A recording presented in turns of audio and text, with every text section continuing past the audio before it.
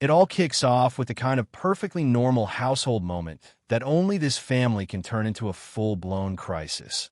Mike tries to be helpful and do the laundry, and somehow manages to tint Gloria's bra in a way that makes it look like a modern art experiment. Edith, being Edith, treats it like a minor inconvenience and offers motherly solutions. Archie, being Archie, treats it like the end of civilization.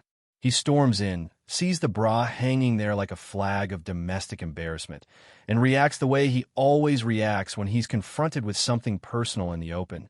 Loud, dramatic, and convinced the universe is personally mocking him. But Archie isn't just annoyed about laundry. He's rattled because something bigger is happening at work.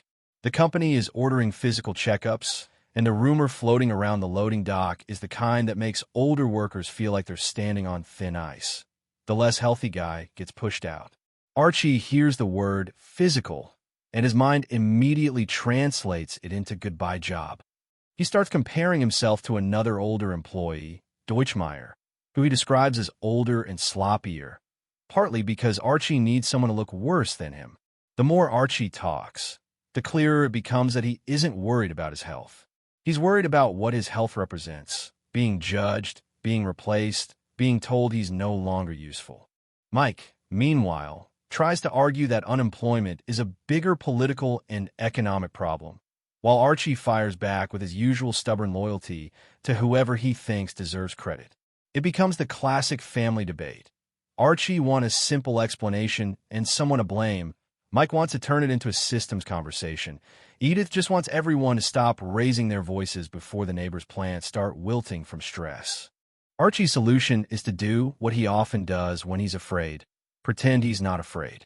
He claims he's in perfect health, that he's strong as ever, and that nothing could possibly be wrong with him. Then, to prove it, he goes to a doctor, only to end up with the exact outcome he wasn't prepared to hear. His blood pressure is high. The young doctor tries to be calm and clinical about it, but Archie hears high blood pressure as "you're old," and Archie does not accept being told he's old by anyone who looks like they still get carded at the movies. The doctor prescribes a simple plan: relax. Stay calm. Take it easy for the weekend. Archie hears relax and immediately proves he is the least relaxable person within a 50-mile radius. The family decides they will help him stay calm, which sounds sweet in theory, but in practice turns the house into a bizarre spa where everyone is tiptoeing around Archie like he's a rare museum artifact that might crumble if someone sneezes too loudly. Gloria offers him slippers, Mike offers him a beer, Edith fluffs pillows, and Archie gets irritated because he hates being treated like a fragile object, yet also secretly loves the attention as long as it comes with respect. Then, because this is their house, the calm weekend plan immediately gets destroyed by one tiny detail. Mike and Gloria reveal they've been thinking about baby names. They mention Stanislaus as a possible boy's name, honoring Mike's father. Archie's face changes like someone just told him the baby is going to be raised by wolves. Archie cannot accept that his grandchild might carry a name he doesn't personally approve. He starts twisting the name, imagining cruel kids teasing the baby, and reacting as if the name alone could ruin the child's future. Gloria tries to soften it by saying they also considered Archie, which temporarily inflates Archie's ego, until he realizes the full version they're considering blends names, and that means Archie doesn't get full top billing. The irony is that Archie is supposed to be calm for his blood pressure. Instead, he gets worked up over syllables. You can practically hear the doctor's prescription evaporating in real time. The argument escalates, and Edith, who has been trying to keep Archie serene like he's a delicate teacup, finally snaps in a rare, surprising moment of authority. She decides peace in the house matters more than keeping everyone under the same roof, and she pushes the younger couple out, essentially declaring the home a calm zone until the physical is over. Archie is stunned not just by the decision, but by the fact that Edith is capable of making it with that much force.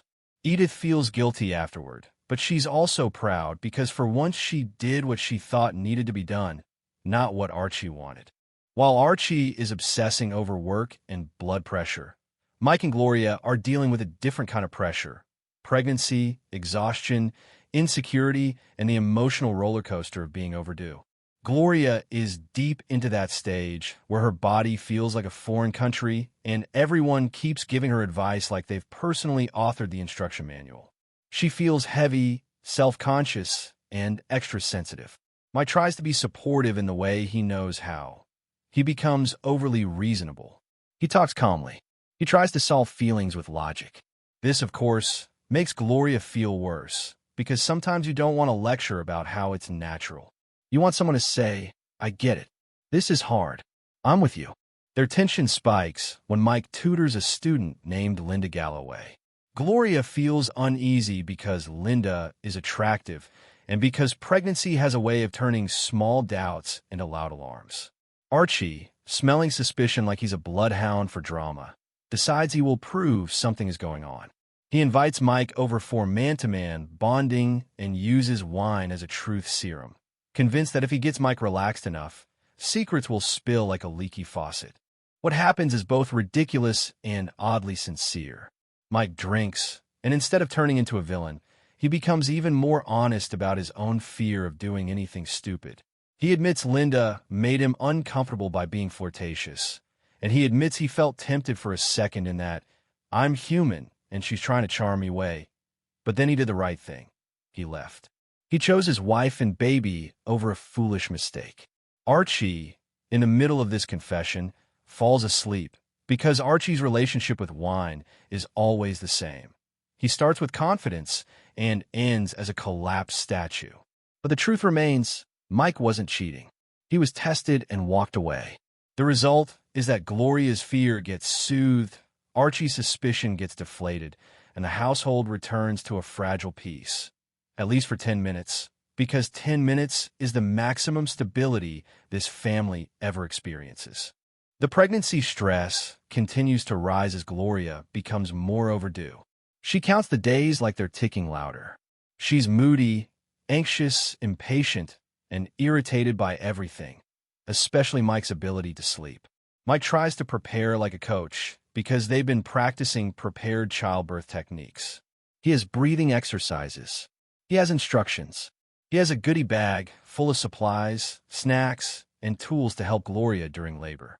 The more prepared Mike becomes, the more Gloria feels like she's being managed instead of supported, and she lashes out.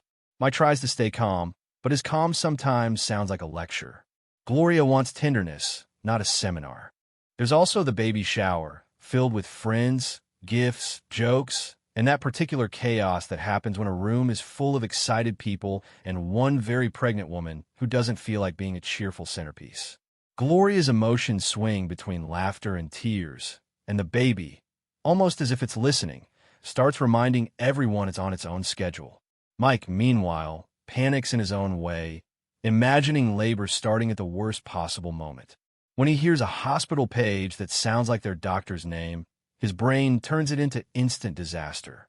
He starts breathing too fast, nearly hyperventilating, and the women end up calming him down like he's the one about to deliver the baby. It's funny, but also sweet because it shows how deeply Mike cares, even if his care sometimes comes out as nervous chaos.